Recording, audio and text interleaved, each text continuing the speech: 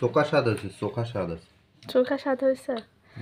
বাড়ির সবার আগে ঘুম থেকে ওঠা ব্যক্তিটা কখন অসহায় হয়ে পড়ে জানেন? যখন এত পরিশ্রম করার পরেও কারোর ভালোবাসা না পায়, কারোর মন জুগিয়ে চলতে না পারে, তখনই অসহায় বোধ করে। তো হ্যালো বন্ধুরা, নমস্কার সবাইকে। কেমন আছেন সবাই? আশা করছি সবাই খুব ভালো আছেন। তো আমার রান্নাবান্নার আইটেম দেখেই বুঝতে পারতেছেন। আর আপনারা মনে করেন দিদি কি এক আইটেম রান্না করে? কখনোই না, দিদি এক আইটেম রান্না করে না। আপনাদের দাদারও অফিসে লেট হয়ে যায়, জাস্ট আমার যে কয়টা আইটেম আমি করতে পারি সেটুকু দিয়ে কোনো রকম খেয়ে চলে যায়। আর আপনাদের দাদা সকালে বেশিরভাগের আইটেম দিয়ে খেতে চায় না, বলে যেটা ভালো হয়েছে সেটা আমাকে দাও, আমি এক ভাগের খেয়ে চলে যাব। আর সত্য কথা বলতে কি, যে রোদ গরম বাইরে, ও ওইভাবে তৃপ্তি করে বাইরে খেয়ে যাইতে পারে না। ও বাসায় এসে যেটুকু খায় তৃপ্তি করে ভাগে ভাগে খায়। তো আপনাদের সাথে সেটা তো আর শেয়ার করা হয় না, ছুটির দিনে হয়তো বা সেটা শেয়ার করতে পারি।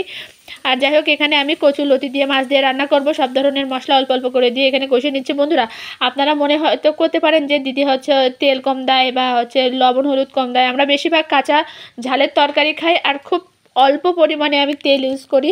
আর সয়াবিন তেল শরীরের জন্য অতটা ভালো না, এই জন্য যতটা কম খাওয়া যায়, যতটা এড়ানো সম্ভব ততটা এড়াই আর কি। তো এখানে মশলাটা ভালোভাবে কষিয়ে নিয়ে ওই পাশে কচুর লতিটা হালকা ভাপে দিয়ে এসেছি। আর গ্যাসও প্রায় শেষের দিকে, এই জন্য আমি চাচ্ছি না এই মুহূর্তে গ্যাসটা শেষ হয়ে গেলে তার এই তাড়াহুড়ো লেগে যাক, সে আবার বাজার থেকে আমাকে গ্যাস এনে দিয়ে তারপরে বাজারে যাক। আমি এটা কখনোই চাচ্ছি না। তো যেভাবে যেটা করলে হয় সেভাবে সেটা করতেছি, আশা করি আপনাদের ভালো লাগবে।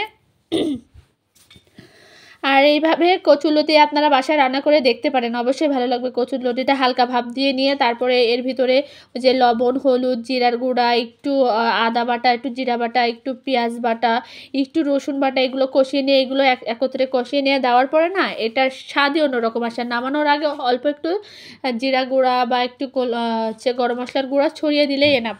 তো আপনাদের দাদাকে সে রান্না করে খাবারটা দিলাম। চোখা স্বাদ হয়েছে, চোখা স্বাদ আছে। চোখা স্বাদ হয়েছে। তুমি তো কচুরলতি খাও না, তা আবার চোখা স্বাদ হয়েছে। সত্যি মজা হয়েছে না বলো? আমিও খাইছি, আমি জানি, আমার ভালো লাগছে। আর সত্যি কথা বলতে কি, কচুরলতি হচ্ছে, কচুরলতিতে প্রচুর পরিমাণে আয়রন আছে, এটা খাওয়া ভালো। তুমি যে খাওয়া শিখছো, এটা অনেক ধন্যবাদ।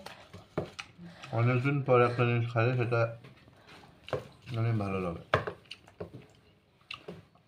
তোমার ছেলে ওই পাশে মশারিটা ছিঁড়ে ফেললো, আমার যে কি যন্ত্রণায় আছি আমি, একদিকে গেলে আর একদিকে হয় না। তো খাও তুমি তাহলে। আমি আসলে তরকারিটা যে কেমন হয়েছে, কেমন রান্না করলাম তাই জানার জন্য আসলাম। আচ্ছা, সুন্দর হয়েছে। সুন্দর হয়েছে না?